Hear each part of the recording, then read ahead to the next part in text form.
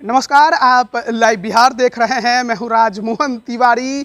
Bihar SSC के कारनामों की वजह से वो हमेशा चर्चा में रहती है और एक बार फिर आज बिहार एसएससी के कार्यालय के बाहर छात्र नेता दिलीप की अगुवाई में आंदोलन होने वाला है और इसके कई वो जो हैं प्रमुख मुद्दे भी हैं और इस पर बात करेंगे। हमारे साथ खुद छात्र नेता दिलीप है। दिलीप, आज एक बार फिर बिहार कर्मचारी चयन आयोग के कार्यालय के बाहर आप लोग धरना देने जा रहे हैं, प्रदर्शन करने जा रहे हैं। आज कौन कौन से मुद्दे को लेकर जा रहे हैं? देखिए, जो मुद्दे थे उसमें CGL 3 में एडिट का ऑप्शन देने, उसका परीक्षा कैलेंडर जारी करने और प्रथम इंटर स्तरीय बहाली में 1778 अभ्यर्थियों के साथ न्याय करने, वेटिंग लिस्ट जारी करने, सभी सीटों पे बहाली पूरा करने, अगर सीट खाली रहता है उसके बाद भी तो ये काउंसलिंग के लिए सेकेंड लिस्ट जारी करने, ये प्रमुख मांगे थी। जिसमें से एक मांग जो एडिट का ऑप्शन वाला था वो रात में ही पूरा हो गया। BSSC ने नोटिस जारी करके एडिट का मौका, मतलब सुधार के लिए मौका दिया गया, भले ही ऑफलाइन हो या जो भी हो, लेकिन सुधारने का मौका दिया गया है। तो उसमें भी कुछ अगर खामियां हैं तो उस पर भी आज हम लोग BSSC ऑफिस जा रहे हैं, चर्चा करेंगे। और आज 20 जुलाई को 11 बजे से BSSC ऑफिस में आंदोलन है। तो आपके चैनल के माध्यम से हम सभी छात्र छात्राओं से अपील कर रहे हैं कि अपने हक और अधिकार के लिए आप आइए। घर बैठे रहिएगा, रूम में बैठे रहिएगा तो फिर आपके साथ न्याय नहीं होगा।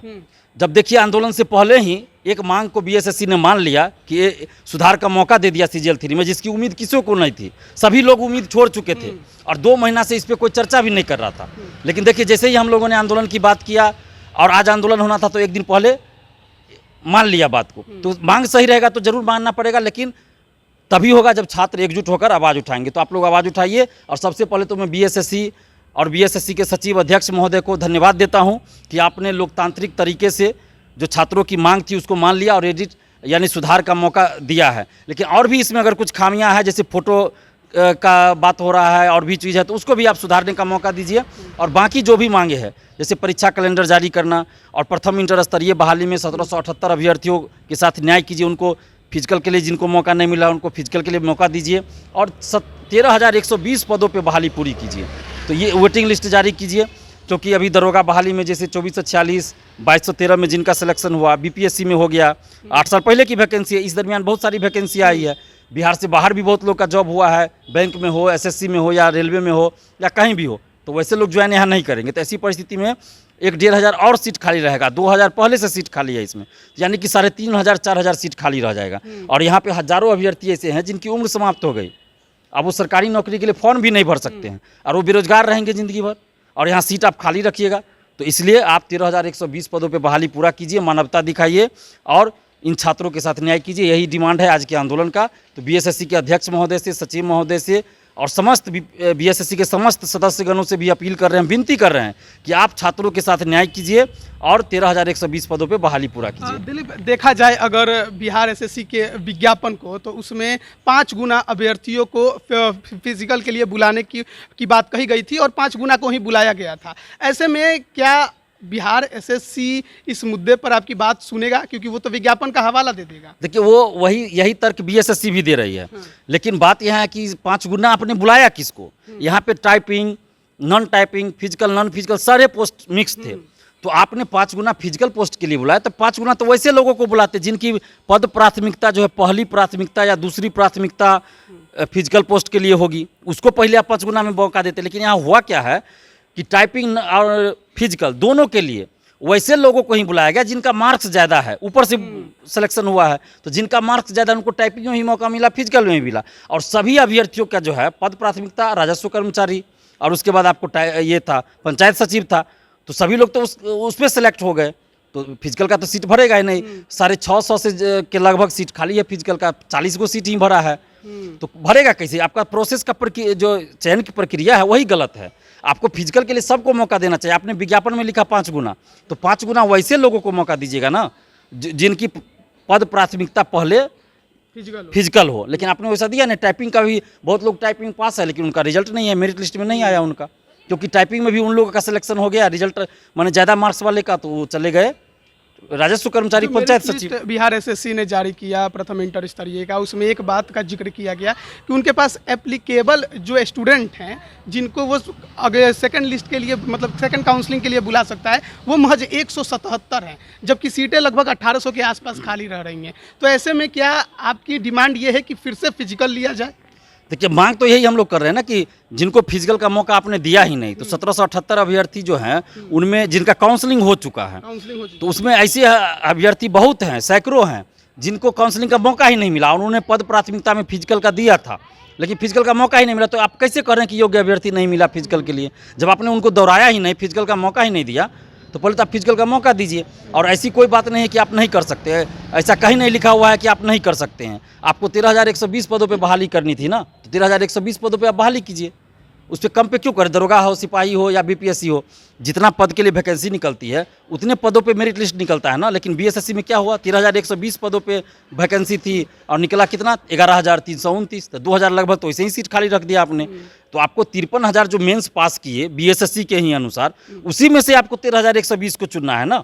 हाँ, अगर मान लीजिए कहीं पे क्राइटेरिया है कि टाइपिंग सर्टिफिकेट चाहिए, अगर टाइपिंग सर्टिफिकेट नहीं है स्टूडेंट्स के पास, तो वहाँ पे आप कह दीजिए कि हाँ भाई योग्य अभ्यर्थी नहीं मिला। लेकिन फिजिकल में आप ये कैसे कह सकते हैं जब आपने फिजिकल के लिए मौका ही नहीं दिया? तो जब मौका ही नहीं दिया तो कैसे कह सकते हैं? हाँ, टाइपिंग में आप करवा लिए हैं, उसका रिजल्ट नहीं दे रहे हैं आप, तो फिर टाइपिंग क्यों लिए उसका?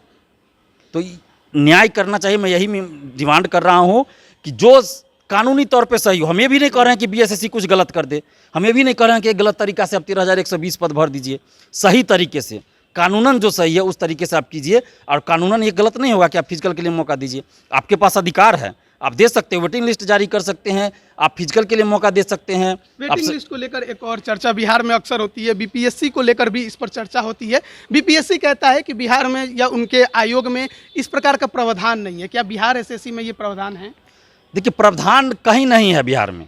ये बड़े दुर्भाग्य की बात है। नीतीश कुमार जी इस पे ध्यान भी नहीं देते। हम लोग बहुत बार मांग उठाए, लेकिन कहीं प्रावधान है। लेकिन ये भी प्रावधान नहीं है कि आप वेटिंग लिस्ट जारी नहीं कर सकते हैं, ऐसा भी तो कहीं नहीं लिखा है ना। आयोग के ऊपर है, आयोग के ऊपर है, वो जारी कर सकता है। देखिए, जहाँ पे बाउंडेशन हो, प्रतिबंध हो कि ये चीज़ नहीं करना, वहाँ आप नहीं कर सकते। जहाँ इसके बारे में कुछ दिया ही नहीं गया है। महिला आरक्षण के बारे में कहाँ लिखा है 35% में कि बिहार से बाहर को महिला को भी मिलेगा?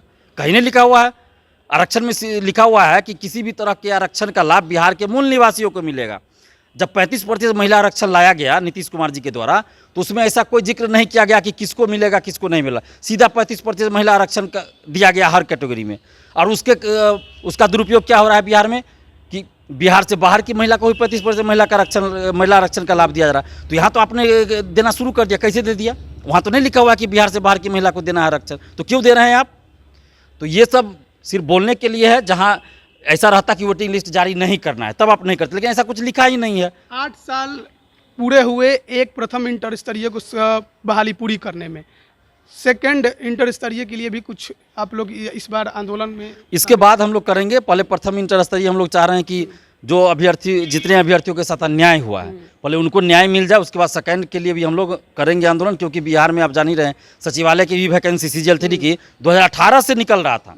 और कुछ जो तथाकथित महान शिक्षक हैं वो बैच भी कितना शुरू करके खत्म कर ले, 4-4, 5-5 बैच शुरू कर लिए कि अगला महीना वैकेंसी आ रहा है तो अगला महीना आ रहा है।